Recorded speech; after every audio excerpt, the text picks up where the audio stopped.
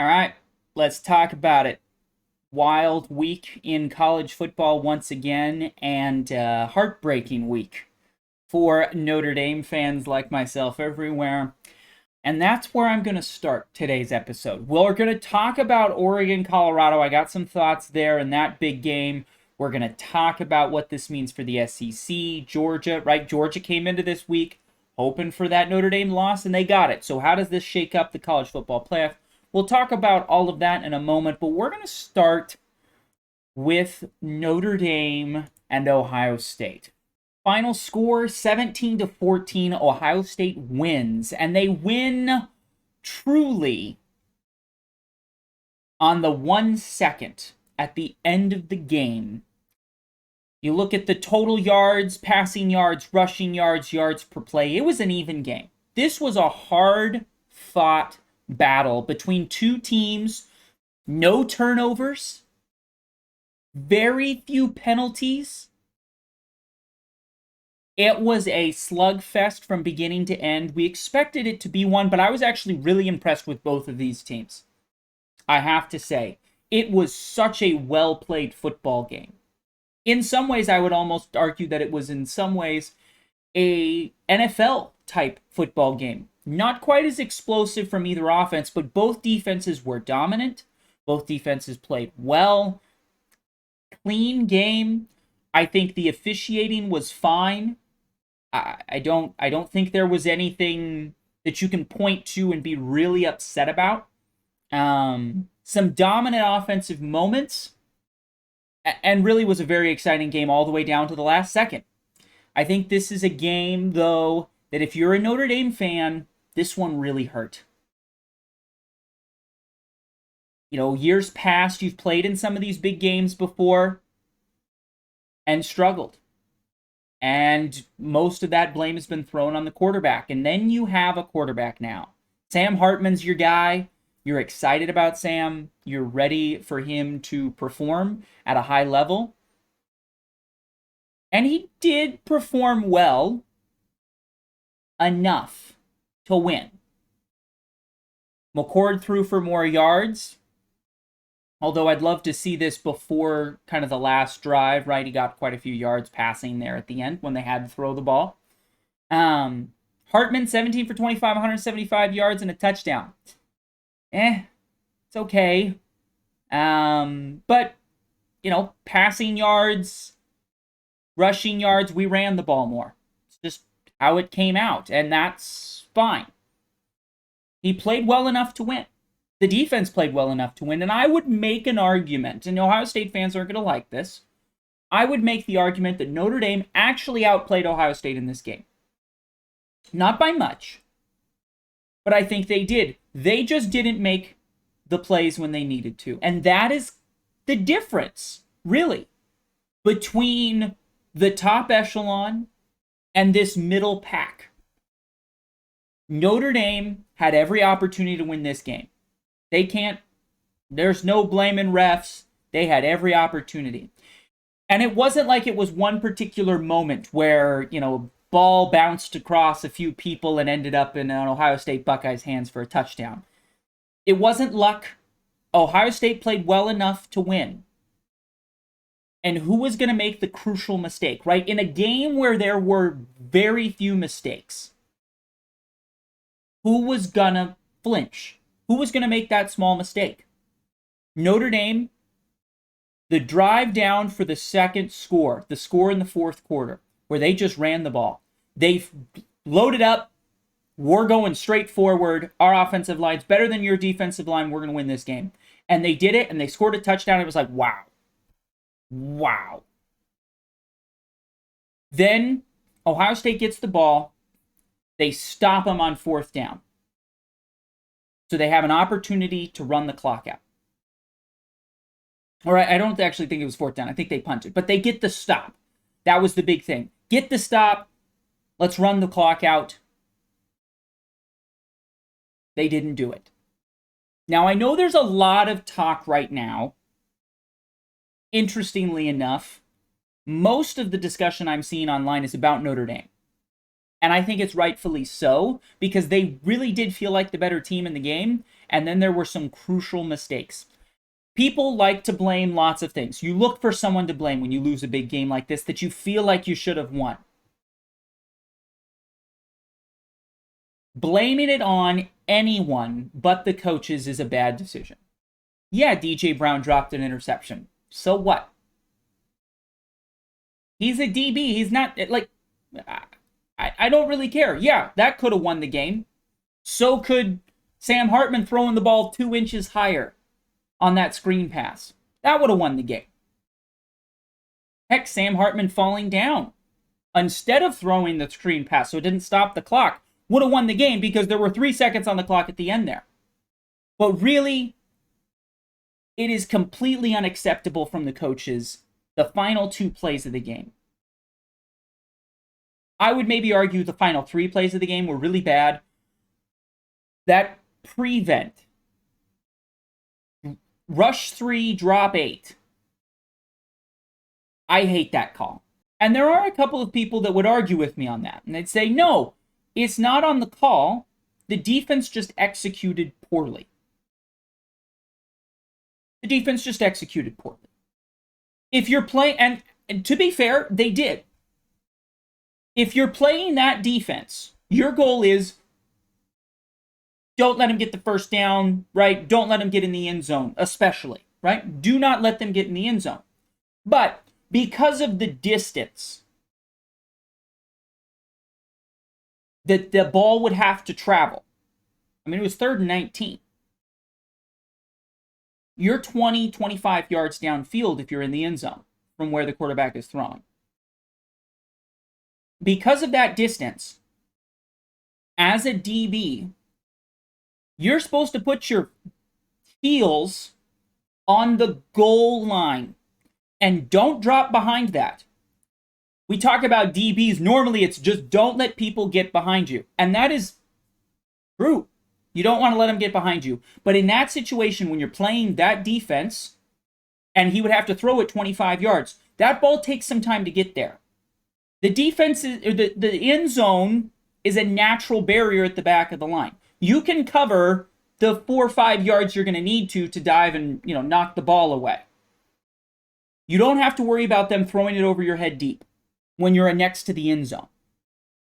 So you need to put your heels on that goal line and never drop deeper than that until the ball is thrown. If it's thrown over your head, then yeah, you drop back into coverage and knock it away. The defense didn't do that. They had multiple DBs like 5-6 yards deep in the end zone. That's not covering anybody in that scenario. That's not what you're supposed to do. It's a deep zone coverage. Wall right on that goal line.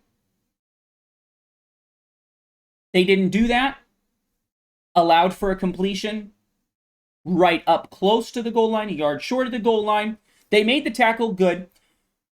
So you can complain and say, well, it wasn't a bad call. They just executed poorly. But I'm going to make the argument that the reason they executed poorly was because it was a bad call. That is the only time Notre Dame in that game ran that defense. You have played 4 quarters and you have never run that rush 3 deep drop zone coverage. And at this point, you had kind of dominated the game on defense against a really good offense. I know Marvin Harrison did have a bit of an ankle mix-up, but he taped it. He looked okay to me. I think he was fine. Maybe a touch slower, but very explosive. Mbuka, very explosive. Stover was a beast. Made some just wild catches. And McCord was distributing the ball at a high level. That defense played incredibly well. You just got a sack. Really, I think the first sack of the game. A huge defensive play to get them to 3rd and 19. And then you stop running that defense. It doesn't make any sense. This defense has held them consistently, except for one busted run play where there was a mix-up, and that happens. But they've had one play. That's how they got their one touchdown. Otherwise, they have a field goal. Why are we changing the defense in 3rd and 19 at that moment? And if you're the defensive players, you've been playing this team a certain way all game. Called don't let them beat you deep. Play tight coverage, right? And then all of a sudden, in one moment, they change the defense on one play. What are we doing? That's ridiculous. It's a terrible call. It's a terrible defensive call. Now, that mistake is allowed to happen, in my opinion. There's differences of opinions on how you run the defense in that situation. Some people will say that was the right defense to call. The players just need to execute better. They probably have practiced this a million times, just in the moment didn't do it. And that's fair. That's a fair counter to my argument. I just think, hey, your defense is used to playing a certain way. They've been playing one style of defense all game. Changing that for one play at the end of the game in a crucial situation doesn't seem right. Like, instincts are going to take over in those kinds of situations. And instincts were to play it the other way. So I would have run the same defense. You just got a sack. Wow. You go get one more sack, the game's over. I don't know what we're doing. So there's that. But that is an acceptable mistake. Just like we could look at, right, the Sam Hartman screenplay.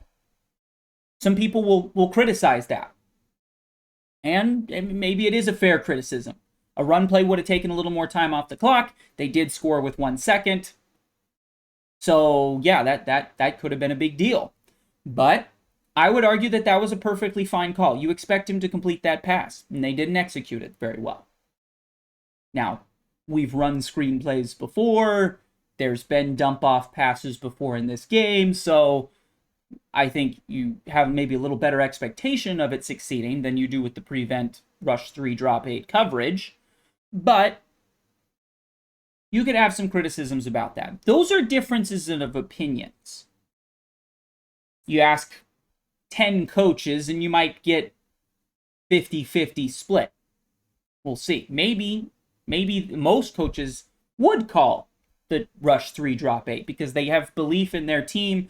They've maybe practiced this a bunch in practice that week. Maybe that was something that was an option coming into this game, that they had really, part of the game plan was at some points we're going to do this, and they just hadn't needed it or hadn't found a good situation to do it in the game.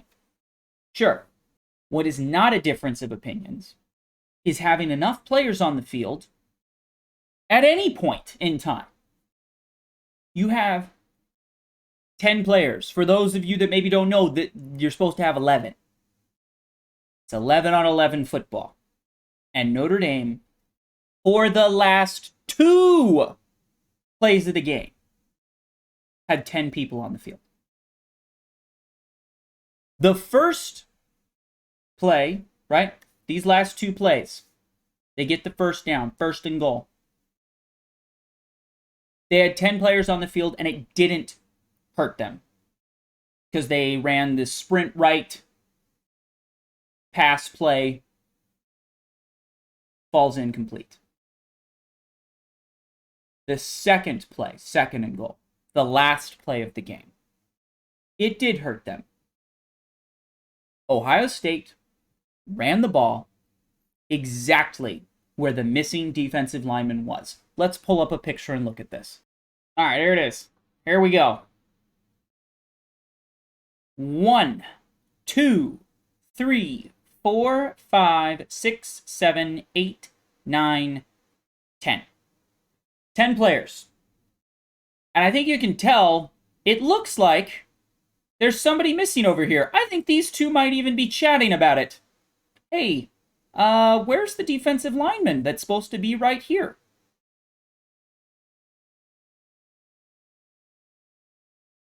They obviously ran right at him. Now, the best view is a little later. They show this highlight right here. Look at this. This perfectly explains it. Now, there is one DB off to the side, over off the screen. So there's 1, then 2, right? 3, 4, 5, 6, 7, 8, 9, 10.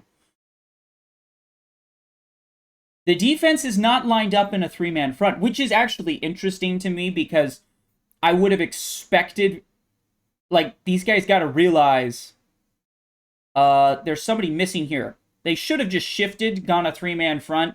Probably would have worked out better, right? But whatever. They're in the moment. But you have 10 people on the field, and you're missing your defensive lineman right here, this D-end. Where does Ohio State run the ball? Well, first of all, we play this clip. They run right over where that D-end is. Right over him. They run the ball right there. This guy seals off. Well, easy. All, the run, 74, 75. Seal that edge right in. Runs back to the left. Notre Dame did easy not touchdown. And this is the the last play of the game. Now, I want you to notice this, too. DJ Brown, they crashed this side hard. And actually made one hell of a play in that down.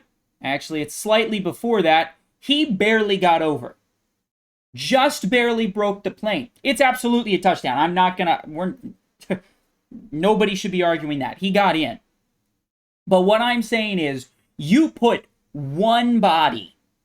You put me out there just rolling around on the ground so that 71 falls over me. And I don't think he gets in. Because otherwise, besides that, the defense actually played it really well. You throw one extra body in there on this play. Went back too far. You throw one extra body in here, right here. I'll do it.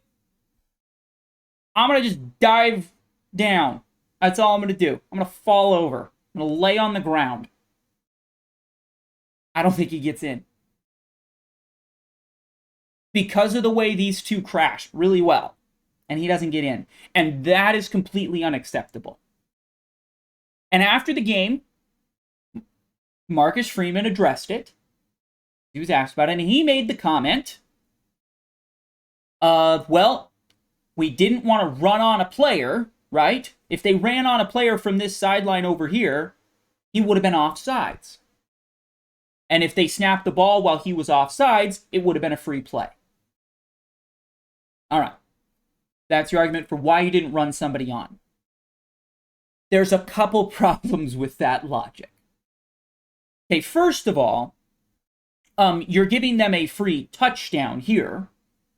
So my strategy, I would much rather literally grab anybody. Maybe it's my fastest player. It could be another DB. It doesn't have to be a lineman. My fastest player, go run and tackle the quarterback. Go run at the quarterback. Because they're supposed to blow the play dead if it's offsides unabated to the quarterback.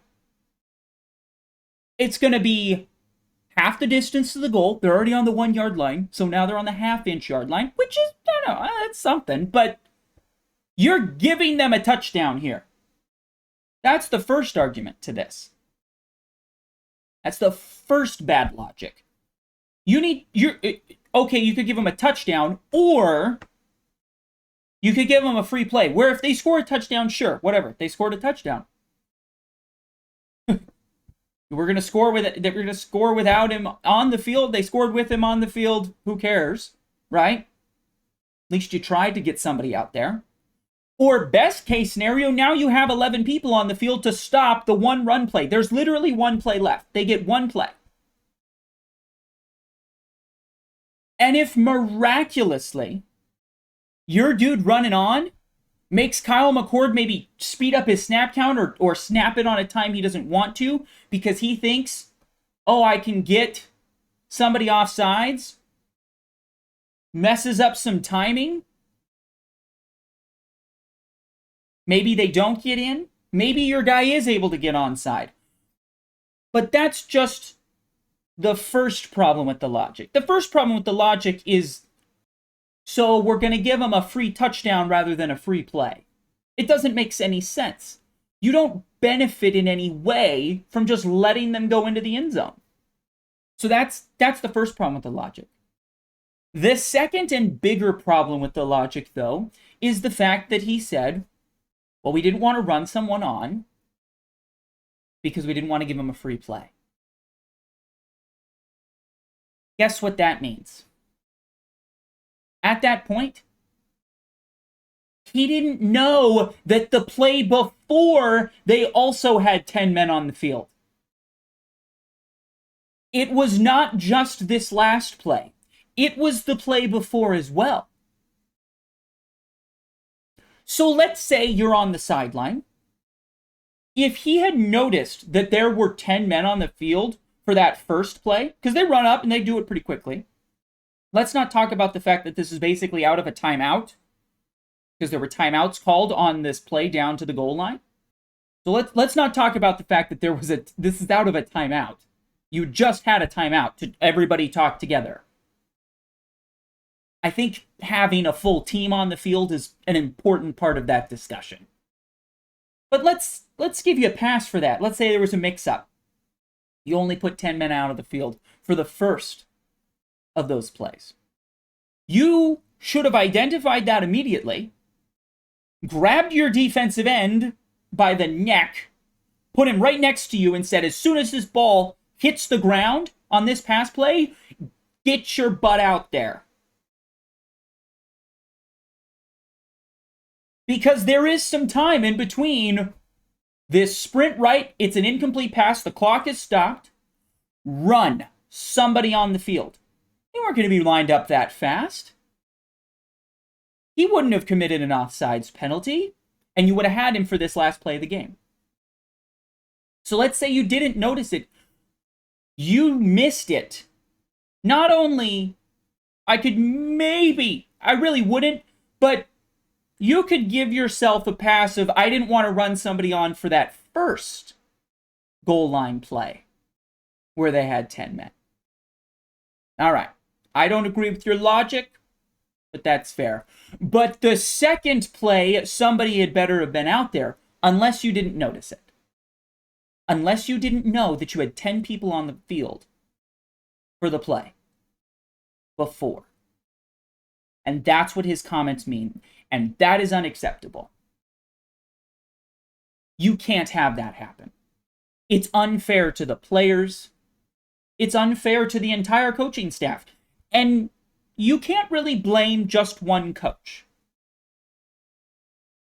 Because there's lots of coaches that should have been able to count. But it eventually goes to your head coach. Yes, it's probably on the defensive coordinator, the original mistake.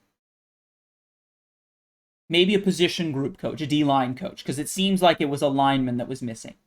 But at the end of the day, it comes back to your head coach, because that is why you have a head coach. And I am a huge Marcus Freeman fan. I think he is recruited way better than Brian Kelly. I think the team seems to play much harder under him. And I would argue that really they've been prepared and competed much better in these big games, Ohio State last year and this year, than they have in previous years. So I give him a lot of credit for how hard this team plays, for embracing aspects of the transfer portal, for recruiting really well, for getting Sam Hartman to come. That's a big get. Got a quarterback. And it looks to be Angeli, the backup currently, seems to throw an okay ball, seems to be somewhat promising. And they just landed a big 5-star recruit as well at quarterback. So he's doing something at quarterback that Brian Kelly was never able to do at Notre Dame. So I got to give him credit. And we played fast. And you got to give the defensive coordinator credit for shutting down a very explosive offense with what a lot of people think are two of the best wide receivers in all of college football, and they happen to be on the same team. You got to give him a lot of credit for that. But this is one of those mistakes you just can't make. You just can't make. And it's worse because this already happened this season. This is not the first time Notre Dame has had only 10 people out there on defense. It was supposedly fixed. Apparently not, and it bit them in the biggest game of the year. In a game they probably should have won.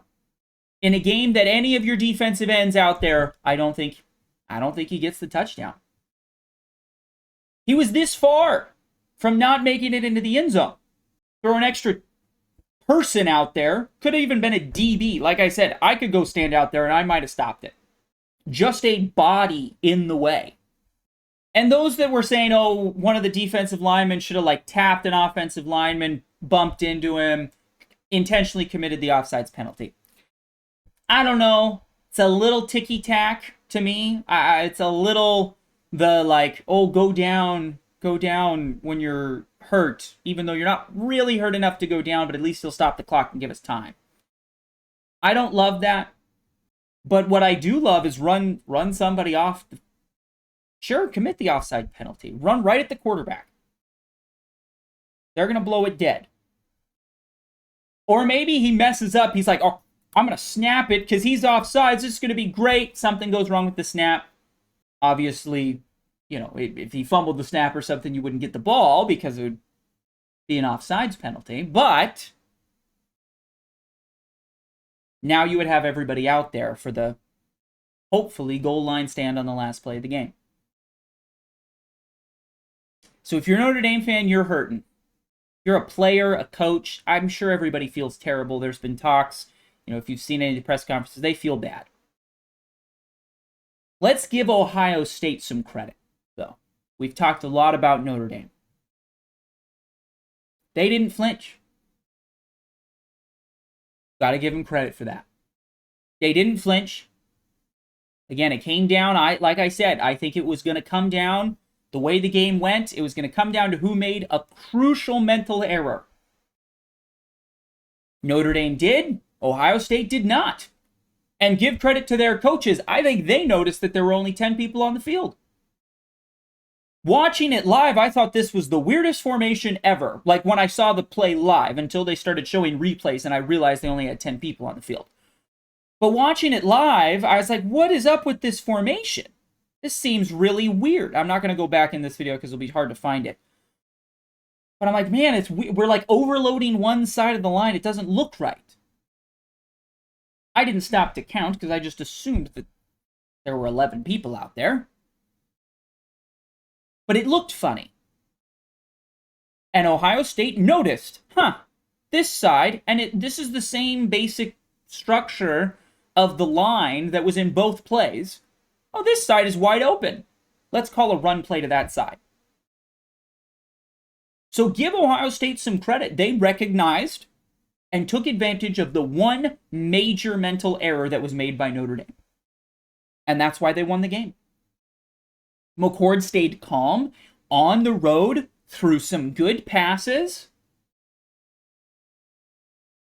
He gets sacked, gets up, takes advantage immediately of that prevent defense and gets them all the way down to 1st and goal. That is impressive. You got to give the kid some credit for that. Absolutely. Absolutely give him credit for running that play. Also got to give him credit on that sprint out. If he hangs onto the ball for a couple of extra seconds, trying to make something happen, that's the last play of the game, and they don't get to run this run play because there were 2 seconds, maybe, or 3 seconds on the clock. I think there were 3 seconds on the clock. If he holds onto that ball for 3 more seconds, game's over. So you got to give them credit. They executed well under pressure in that situation, both coaching staff with their play calling and the players in executing it. Notre Dame did not. They flinched. Ohio State didn't flinch. I think you can make an argument that Notre Dame probably looked better overall, at least more dominant on the offensive line, especially in that touchdown drive in the 4th quarter. But then they stepped up and they made a couple of big plays when they needed them. And Notre Dame just did not. DJ Brown catch that interception in the middle of the field, the game is over. Didn't make that play. Ohio State defensive end on the screen play, he made a hell of a play. Sam Hartman just didn't quite put enough air under it. There were opportunities, plenty of opportunities for Notre Dame to win the game. And I would even argue that there were more opportunities for Notre Dame to win the game. They had multiple chances to just end the game, win the game. They didn't capitalize them, and Ohio State did not flinch, did not capitulate, did not give up, kept pushing. And they were rewarded with a win. A huge win, a win that propelled them into the top 4, as they should. Notre Dame drops a couple spots to 11, I think as they should.